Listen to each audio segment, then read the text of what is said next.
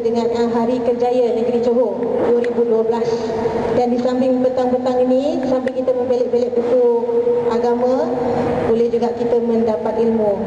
Saya Norlela binti Ibrahim, bekerja sebagai seorang guru agama di sebuah sekolah rendah di daerah Muar. Dan saya mula menulis dua buah buku ini, iaitu buku Doa dan Tip Keluarga, Doa dan Tip Khas untuk Pelajar pada tahun 2010 dan Doa dan Tip Keluarga Bahagia pada 2011. 2012 insya-Allah dalam perjalanan menulis. Dan saya berasal dari negeri Siti Wang Kembang. Negeri apa? Kelantan. Okey, ni boleh kecek Kelantan sikit lah ni. Boleh kecek Kelantan. Okey, soalan saya yang pertama semestinya, tajuk itu sendiri saya rasa dah pelik. Hati-hati dengan hati. Jadi, apa yang dimaksudkan dengan hati? Kalau kita tanya budak kecil sekalipun, dek, hati tu apa maksudnya? Hati tu kat sini. Dia kata hati kat sini, dekat dada. Kan, kalau kita tanya siapa pun mesti hati kat sini. Bagaimana bentuk hati? Bagaimana bentuk hati? Sebagaimana yang saya telah semak dalam ensiklopedia atau Wikipedia, dia mengatakan bahawa hati manusia ini seberat, tuan-tuan puan-puan tahu tak hati seberat mana? Hati kita. Tak tahu kan? Seberat 1.3 kilogram hingga 3 kilogram. Paling berat 3 kilogram. Dia berwarna perang kemerah-merahan. Sebelum saya baca perang kemerah-merahan, kita pernah tengok hati ayam, betul? Dia betul, dekat-dekat sama. Maknanya Allah membuat bentuk hati tu sama juga, lebih kurang. Fungsi hati memang amat sibuk. Tapi sebelum tu, kita nak tahu hati ni organ yang macam mana. Dia organ yang kedua terbesar daripada kulit. Kulit organ yang pertama, yang kedua adalah hati. Dan hati terletak di bawah diafragma. Dalam dada kita ni ada diafragma. Dia terletak di bawah diafragma dan juga dia berada di sebelah kanan badan kita. Maksudnya kalau kita nak baca doa apa semua, kita kena letak tangan dekat hati kita di sebelah kanan supaya apa yang kita baca tu meresap dalam hati. Kan? Dan dia berada di sebelah situ, fungsi dia amat sibuk. Kegagalan hati berfungsi secara zahiriahnya menyebabkan seluruh anggota di dalam badan kita padam. Bila anggota tu gagal berfungsi, padam, switch off, bermakna apa? Orang yang memiliki hati itu juga akan padam. Inna lillahi wa inna ilaihi raji'un. Itu hati, maksud hati secara zahirnya. Dan hati secara hakikatnya ialah hati sanubari, hati nurani. Macam mana hati nurani tu? Dia tersimpan pelbagai-bagai jenis perasaan. Ada perasaan sayang, benci, cinta, rindu, geram, bengkak, marah, gembira dan bagai-bagai. Macam mana hati boleh menerima perasaan yang pelbagai? Kalau diistilahkan dari segi hakikat hati, hati sebenarnya merupakan raja dari kerajaan diri. Hati, raja kerajaan diri. Sifat raja macam mana? Apa yang diperintahkan, kita kena ikut. Begitu juga hati. Apa yang diperintahkan, anggota kena ikut. Kalau hati perintah yang baik, baiklah tindakannya. Kalau hati perintah yang jahat, maka jahatlah tindakannya. Begitu juga dengan lidah, anggota-anggota lainnya. Dan begitu juga saya suka menyebut sabda Nabi sallallahu alaihi wasallam, inna fil jasadi mudghatan idza salahat salahat jasadu kullu wa idza fasadat jasadu kullu. Apa maksudnya? Sesungguhnya di dalam jasad manusia itu ada segumpal darah. Jika ia baik, maka baiklah seluruh anggota badannya, jasadnya itu. Jika ia rosak, maka rosaklah seluruh anggota badannya itu.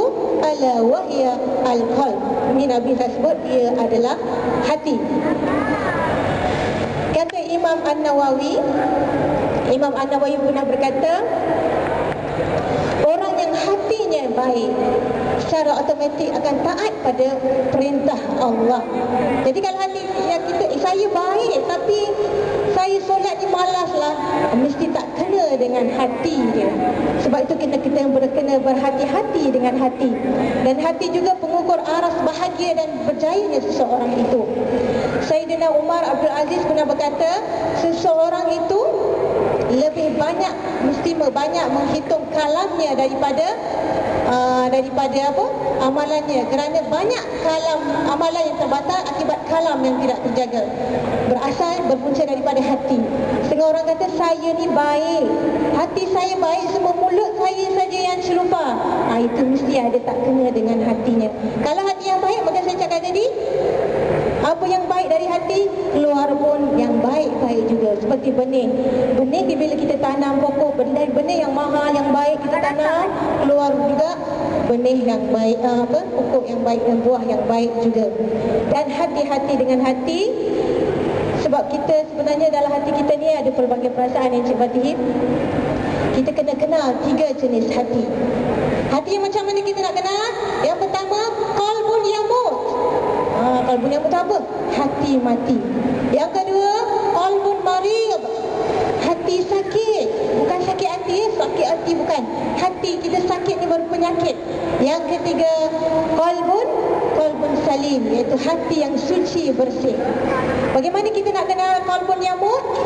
Qalbun yamut ni kita cek hati kita, kita sama ada kita ni berada di golongan yang memiliki hati yang bagaimana.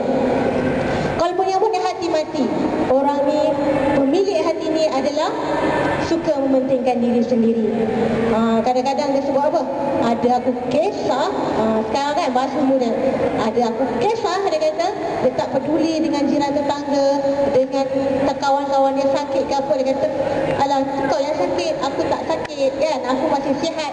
Yang penting dia boleh pergi berhibur, tak menyusahkan orang lain, dia hidup untuk diri dia saja.